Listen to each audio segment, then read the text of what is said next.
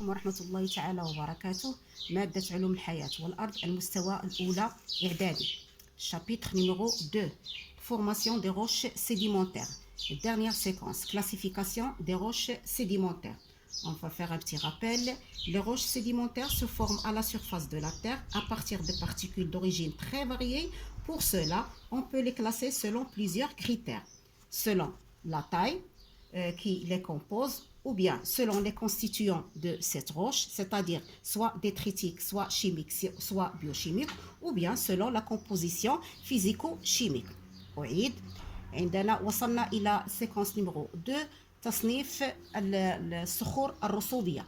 هذه الصخور الرسوبية بما أنها تغطي سطح الأرض فإنها عناصرها تكون من مصادر مختلفة، وبالتالي يمكننا تصنيفها حسب معايير مختلفة. المعيار الأول حسب القد، المعيار الثاني مصدرها الترسبي، هل هي حتاتية أم كيميائية أم حي كيميائية، والأخير تركيبها الفيزيوكيميائي. إذن بالنسبة لسيغما, on va travailler sur sigma, puis après je vais vous montrer les échantillons et des expériences. Bien, la classification des roches sédimentaires, classification simplifiée des roches sédimentaires, on va partir des roches sédimentaires, تصنيف الصخور الرسوبية. Alors, il y a une partie qui n'est pas d'effervescence avec l'acide. On va faire l'expérience avec l'acide après, sur différentes roches. Pas d'effervescence avec les acides. Une autre partie, elle fait effervescence avec l'acide. جزء منها يحدث فوران مع الأحماض وجزء لا يحدث فوران مع الأحماض. التي pas d'effervescence avec l'acide, on peut les diviser en deux. Soluble dans l'eau, insoluble dans l'eau. قابلة للذوبان مع الماء، غير قابلة للذوبان مع الماء. L'autre partie qui fait effervescence, elle aussi, elle est divisée en deux. La première partie ne se transforme pas en pâte avec l'eau, l'autre devient une pâte avec l'eau. جزء منها هناك نوع من الصخور لا تتحول إلى عجين مع الماء، جزء آخر تتحول إلى عجين مع الماء. Je continue. Alors, celles qui sont solubles dans l'eau, directement ils nous donnent les roches salines. الصخور الملحية مثال سلجام، الملح الصخري. La partie l'insoluble dans l'eau, il est divisé en trois.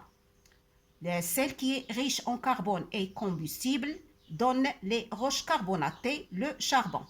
Alors, غنية بالكربون وقابلة للاحتراق تعطينا صخور كربونية مثال الفحم.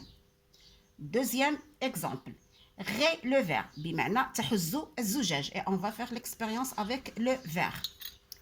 Ce sont des roches siliceuses. La majorité contient le quartz. تحز الزجاج صخور سيليسية تحتوي على المرم. النوع الثالث devient une pâte avec l'eau, roche argileuse. مثال الطين argile. تتحول إلى عجين مع الماء صخور طينية مثال الطين. On va passer au deuxième groupe qui fait effervescence avec les acides et qu'on a dit il y a des exemples qui se transforment en pâte avec l'eau et d'autres qui ne se transforment pas en pâte avec l'eau. Bien. Alors, la dernière devient une pâte avec l'eau directement, il nous donne les roches marneuses. C'est la marne.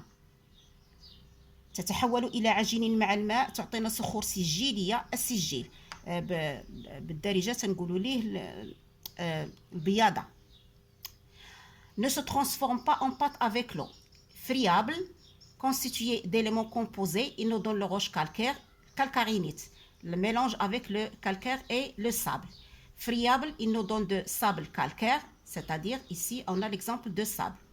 سهلة التفكك هي friable، تعطينا رمال كلسية. الرمال مكونة من عناصر متماسكة فإنها أعطتنا صخور كلسية، كلسون رملي يعني كلسون مختلط مع الرمل. Bien, maintenant on va passer pour voir les exemples.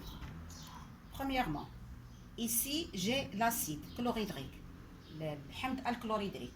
Je vais verser un petit peu sur le selgem, الملح الصخري، ملح الطعام sel de cuisine. هذه صخور من المتبخرات, ce sont des roches évaporites.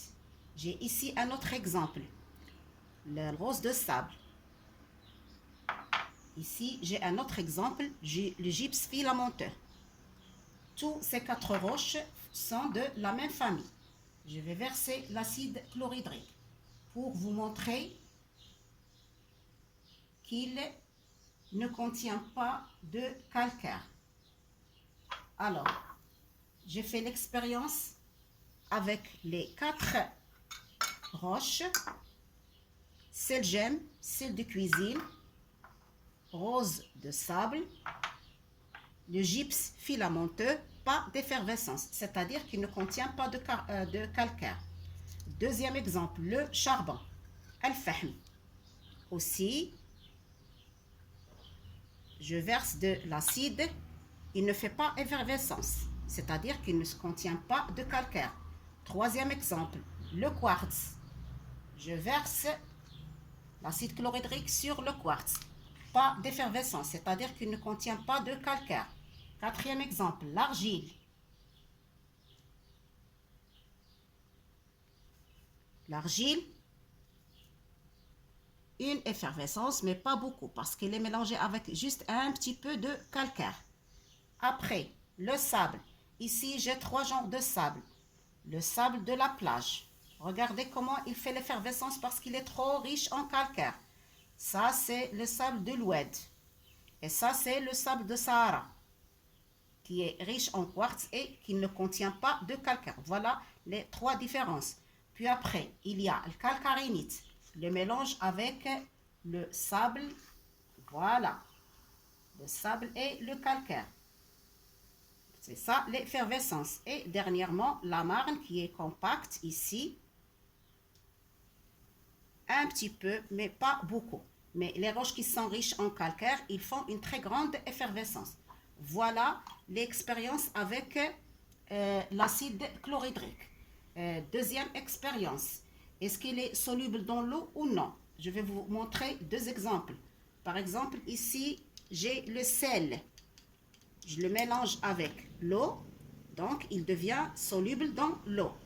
Une roche qu'on ne voit plus dans l'eau, donc c'est une roche qui est soluble dans l'eau. Après, j'ai pris un morceau de charbon, je l'ai mis dans l'eau. Lui aussi, il y a des petites particules, mais il n'est pas soluble dans l'eau. Voilà pour la solubilité dans l'eau. Je répète, عندما نسكب حمض الكلوريدريك على مجموعة هذه الصخور ألا وهو الملح الصخري وملح الطعام، الجبس الرملي، الجبس الخياطي، الفحم، الكوارتز، ثم الكالكارينيت، الحجر الكلس الرملي، لامغن السجيل، الرمال بجميع أنواعها والطين، فإننا نلاحظ على أن حدوث الفوران يكون كثيرا عند الصخور التي تكون غنية بالكلس، وخصوصا عندنا هنا رمل البحر، وخصوصا هنا الكالكارينيت وهو الكلس الرملي. بيان. ثاني تجربة وهو عندما قمنا بوضع مثال لصخرة الملح داخل الماء أو الفحم داخل الماء، فإننا نلاحظ على أن الملح يذوب داخل الماء، أما الفحم فإنه لا يذوب داخل الماء. Dernièrement, je vais vous montrer qu'est-ce que ça veut dire rayer le verre. Par exemple, quand je passe le quartz, voilà,